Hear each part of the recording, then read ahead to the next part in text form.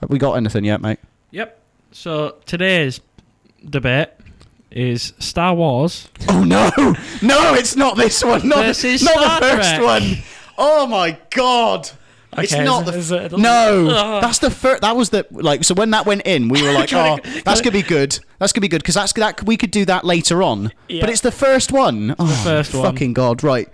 Do we get a pick, or who has to debate what? Do we have a pound coin? So what? Star Wars. Star Wars. Oh, I kind of wanted Star Trek. That's what.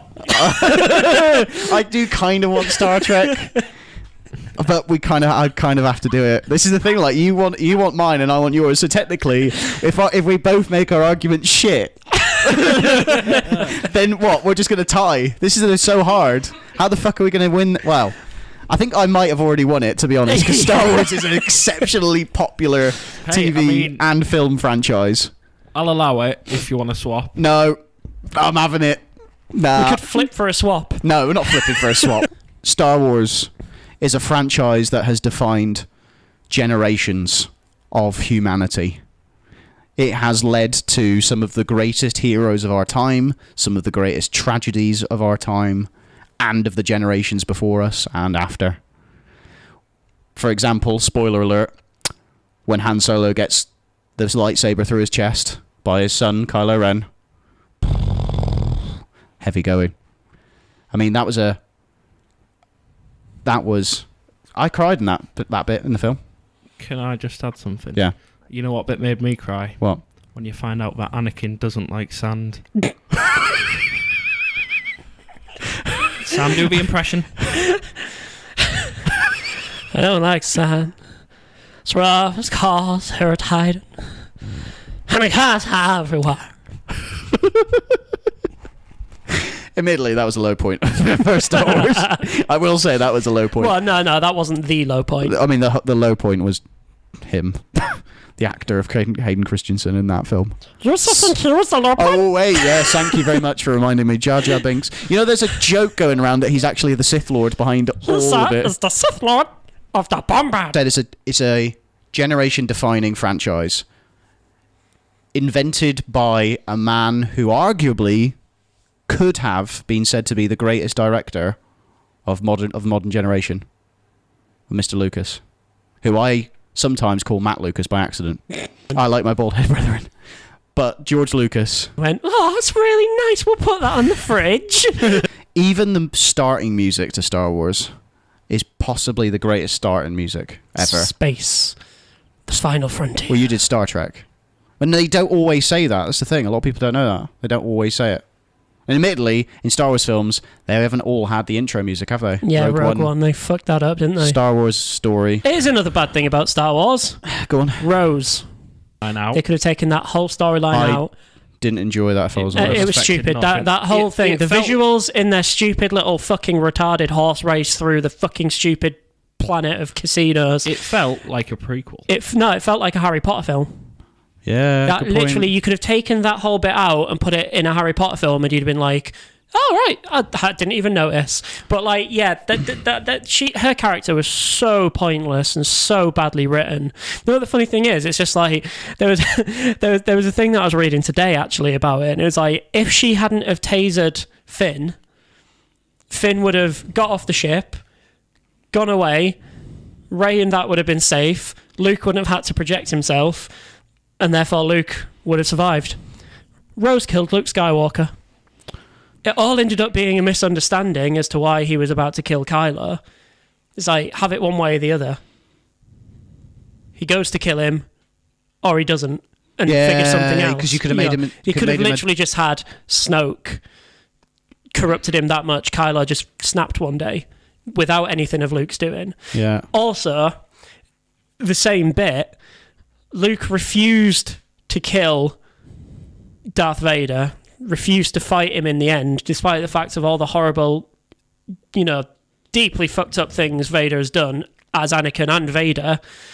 Yet he decides to maybe try and kill Kylo Ren, a boy, for something he might do in the future. Yeah, that was a lot of the Last Jedi just completely reeked of just not thinking things through. Over the fact that you had one of the best lightsaber fight scenes of all time In the throne room. in the throne room. I would say that was quality. That's on Absolutely par. quality. And this is the thing. This is where I'm going to go with it. The only good bit about Phantom Menace was the lightsaber duel. Because the use of the music, the use of the timing of the engine room thing that they were in with the shields, the fact that you had Liam Neeson executed in front of the apprentice of Obi-Wan Kenobi, and then you had him cut him in half, which apparently he wasn't allowed to do. Apparently that was a technique he shouldn't use. Star Wars, for me,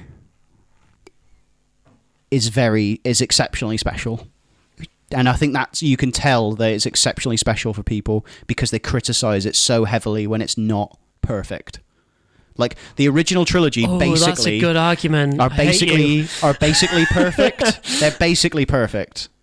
There's some holes in it, but the quality of it, the script writing, the acting, all special effects, a lot of it is just absolutely fantastic and will stand the test of time, as you said earlier, Sam.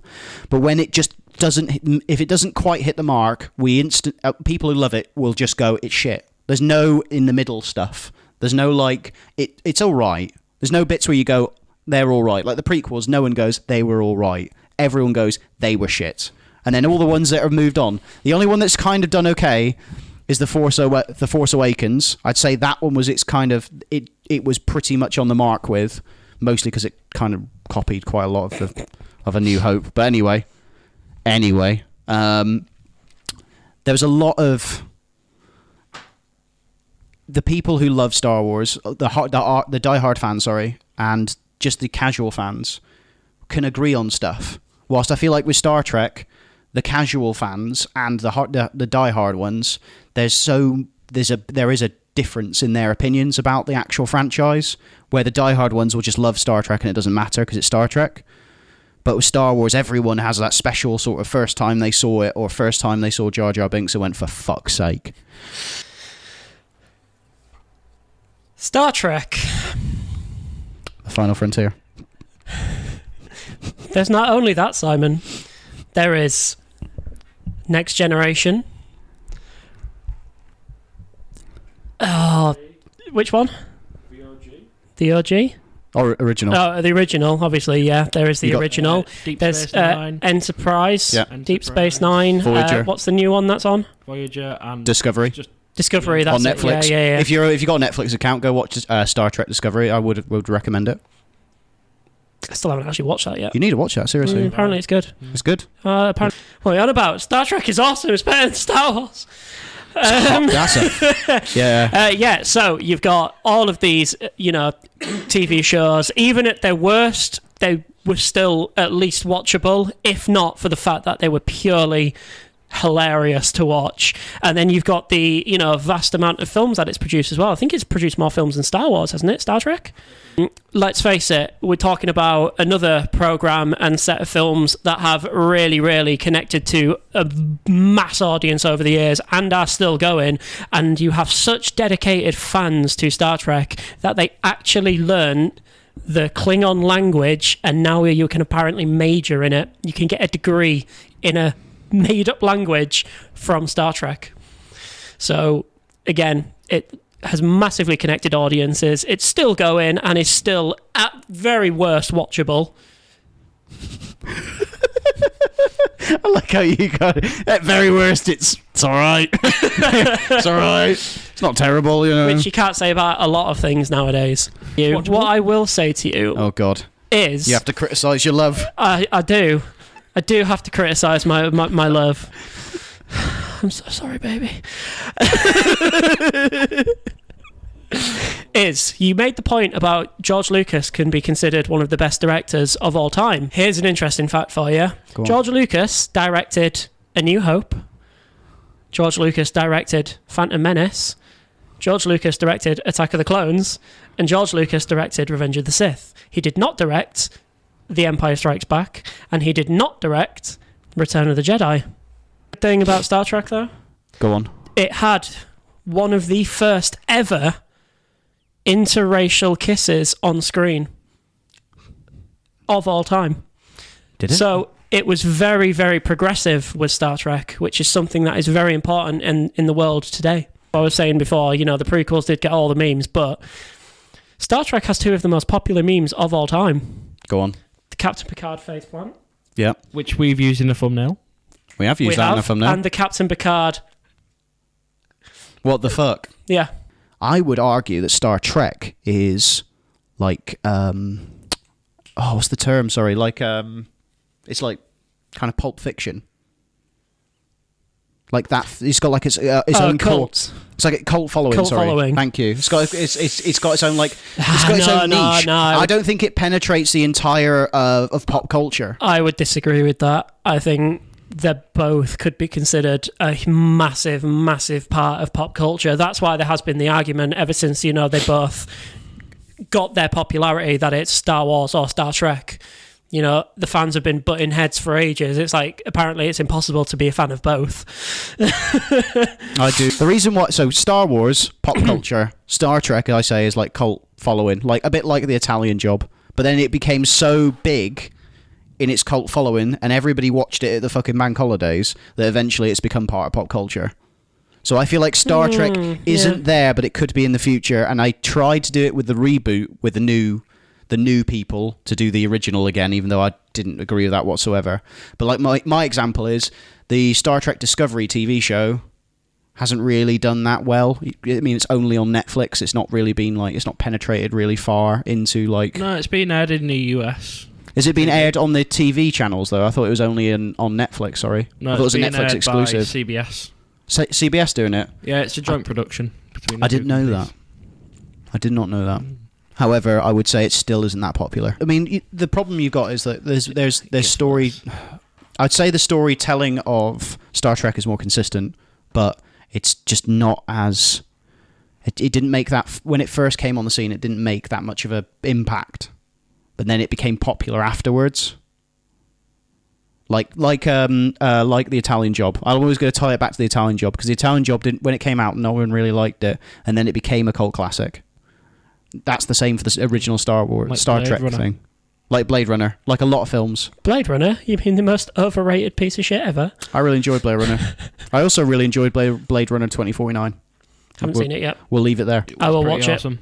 We'll leave it there. But yeah, so I genuinely think Star Trek is on that cult classic. They're trying to go into being big Hollywood. We're the biggest franchise ever.